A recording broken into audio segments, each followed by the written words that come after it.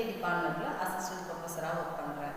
இப்போ வந்து ஓகேவா, அப்போது நம்ம இந்த ட்ரிபிள் டிபார்ட்மெண்ட் நீங்கள் எடுத்தீங்க அப்படின்னா எலக்ட்ரிக்கலும் படிக்கிறோம், எலக்ட்ரானிக்ஸும் படிக்கிறோம், அண்ட் ஆல்சோ கம்ப்யூட்டர் ரிலேட்டடான சப்ஜெக்டையும் நம்ம படிக்கிறோம். அந்த சப்ஜெக்ட்ஸ் வந்து எதுக்காக அதை படிக்கிறோம் அப்படின்னா, நம்ம இந்த எலக்ட்ரானிக்ஸ் டிவைசஸில் ஏதாவது ப்ரோக்ராம் யூஸ் பண்ணி நம்ம அதோட ஆப்ரேஷனை சிம்பிளிஃபை பண்ணுறதுக்கு நமக்கு கம்ப்யூட்டர் ப்ரோக்ராம் வேணும் அப்படின்றதுனால இந்த நம்ம ட்ரிபிள் டிபார்ட்மெண்ட் எடுத்து படிக்கிற பசங்க வந்துட்டு எலக்ட்ரானிக்ஸ் சம்மந்தமான ஸ்டடீஸையும் படிக்கிறாங்க, அதாவது அந்த சப்ஜெக்டையும் படிக்கிறாங்க, எலக்ட்ரிக்கல் சம்மந்தமான படிப்பையும் படிக்கிறாங்க, அதே டைமில் கம்ப்யூட்டர் ரிலேட்டடான சப்ஜெக்டையும் வந்து படிக்கிறாங்க.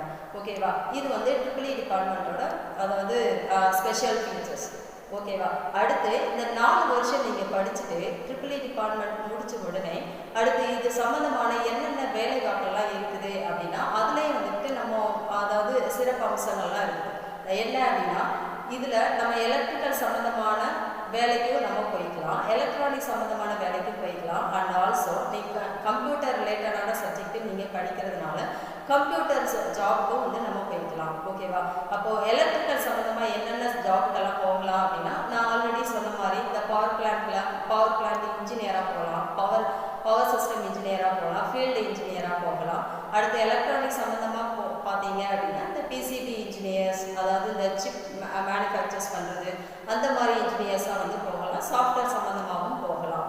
இன்னொன்று என்ன அப்படின்னா இப்போது ஸ்டார்டிங்லேயே நீங்கள் 4 வருஷம் அதாவது ஃபஸ்ட் இயர் நீங்கள் ஸ்டார்ட் பண்ணும்போதே எந்த மாதிரி வேலைக்கு நீங்கள் போகணும் அப்படின்னு உனக்கு மனசில் தோணுதோ அது சம்மந்தமான ஸ்டடீஸை அது சம்மந்தமான தகவல்களை நீங்கள் ஃபஸ்ட் இயர்லேருந்தே வந்து கலெக்ட் பண்ண ஆரம்பிக்கணும். நாங்கள் ஸ்டாஃப் சைடு நாங்கள் கிளாஸ் வந்து நல்லா இருக்கும், உனக்கு தேவையான எல்லா டீட்டெயில்ஸையும் நாங்கள் எல்லா சப்ஜெக்டையும் எல்லா ஸ்டாஃப்ஸும் வந்துட்டு கொடுத்துருவோம்.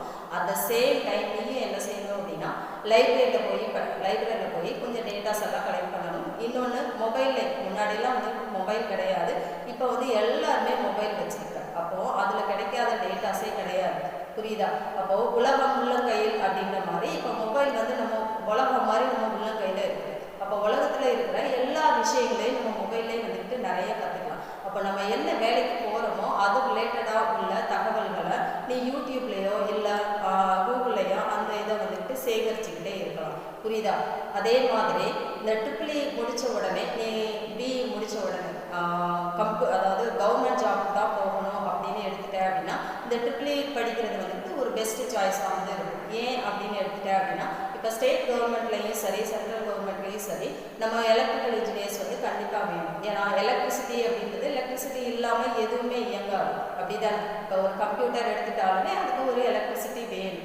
அப்போது ஸ்டேட் கவர்மெண்ட் எடுத்துட்டா இந்த டிஎன்இபி உனக்கு தெரியும், தமிழ்நாடு எலக்ட்ரிசிட்டி போர்டு, அதில் வந்து நிறைய அசிஸ்டன்ட் இன்ஜினியர்ஸ் வந்து எடுக்கிறாங்க.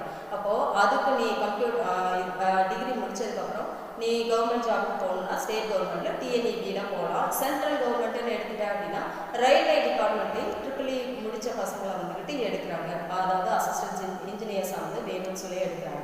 அப்போது நம்ம சூஸ் பண்ணுறதா, நீ வந்து ப்ரைவேட் செக்டரில் போகணுன்னாலும் போகலாம், கவர்மெண்ட் செக்டரில் போகணுன்னாலும் போகலாம். அதே நீ எந்த அளவுக்கு வந்துக்கிட்டு